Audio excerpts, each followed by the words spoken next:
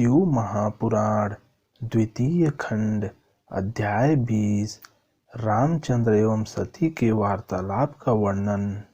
रामचंद्र जी ने कहा, हे देवी, एक बार शिव जी ने विश्वकर्मा को बुलाकर हमारी गौशाला में एक अति सुंदर मंदिर बनाने की आज्ञा दी तथा उस मंदिर में एक उत्तमोत्तम सिंहासन बनाने का आदेश दिया। इस प्रकार जब मंदिर बनकर तैयार हो गया तो शिव जी ने संपूर्ण देवताओं, मुनियों तथा ब्रह्मा को आमंत्रित कर वहां पर एक उत्सव का आयोजन किया। शिव जी ने मुझे भी वैकुंठ से लाकर वहां बैठाया तथा सब जड़ी बूटी तथा धन द्रव्य, वस्त्र आदि एकत्र कर मेरे विष्णु स्वरूप का अभिषेक करना चाहा। मेरे सिर पर एक बड़ा ऊंचा छत्र रखकर तथा मुझे सिंहासन पर बैठाकर उत्तम वस्त्र पहनाए और रत्न जड़ित मुकुट मेरे सिर पर बंधवाया। इसके पश्चात लक्ष्मी जी सहित मेरा अभिषेक किया।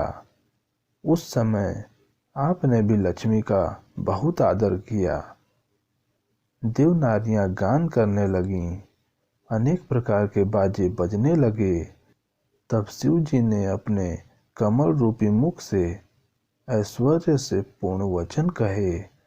फिर उन्होंने मुझे संपूर्ण सृष्टि का स्वामी बना दिया, अनेक आशीर्वाद दिए तथा स्वयं मेरी स्तुति की। फिर ब्रह्मा ने कहा कि तुम भी इनको प्रणाम करके उनकी बड़ाई करो तथा समझो कि आज से विष्णु तुम सबके स्वामी हुए। वे सबको आनंद प्रदान करेंगे तथा तुम सबकी इच्छाओं की पूर्ति करेंगे।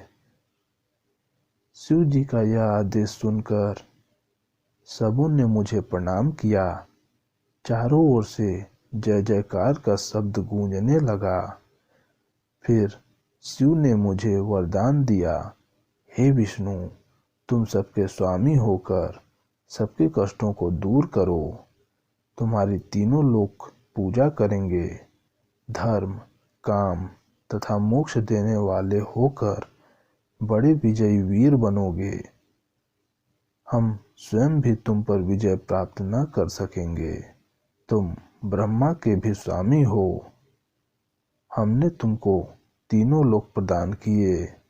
अब तुम अवतार लेकर तीनों लोकों का पालन करो। हम तुम्हारे भक्तों को आनंद दिया करेंगे तथा उनको मुक्त करेंगे। साथ ही तुम्हारे शत्रुओं का वध कर हर प्रकार से तुम्हारी सहायता किया करेंगे। ब्रह्मा हमारी दाहिनी तथा तुम बाईं भुजा हो। तुम्हारे अवतार जो कि राम एवं कृष्ण के रूप में होंगे, उनको हम स्वयं जाकर देखेंगे तथा संसार के देखने के लिए सदैव उनकी भक्ति किया करेंगे।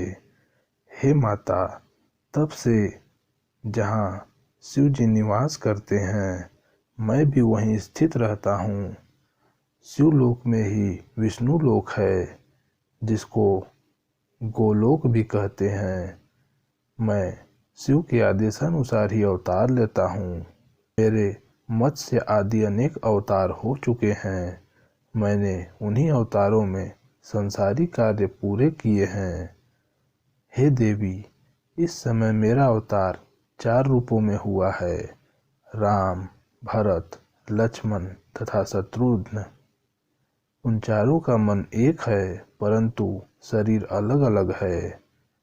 मैं अपने पिता की आज्ञा से वन में आया हूँ, क्योंकि उन्होंने कैकेयी को वरदान दिया था।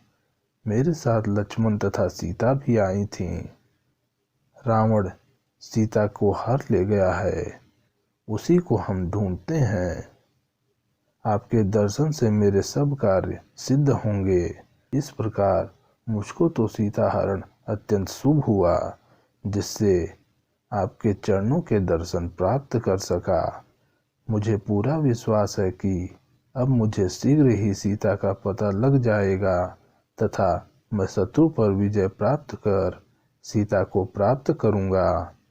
संसार में उससे महान कौन है जिसके ऊपर शिव जी तथा आपकी कृपा हो। तीनों लोक में शिव जी के समान कोई कृपा करने वाला नहीं। उनके अनेक अवतार हैं। उन्होंने पापियों का बहुत उद्धार किया है तथा मैं उनके चरित्र कहाँ तक कहूँ। यह कहकर रामचंद्र जी ने सती से विदा मांगी। इस प्रकार सती से आज्ञा तथा आशीर्वाद प्राप्त कर शिव जी का ध्यान धर रामचंद्र जी आगे चले तथा उसी प्रकार अपने कार्य में संलग्न हुए। 20वां अध्याय समाप्त हुआ।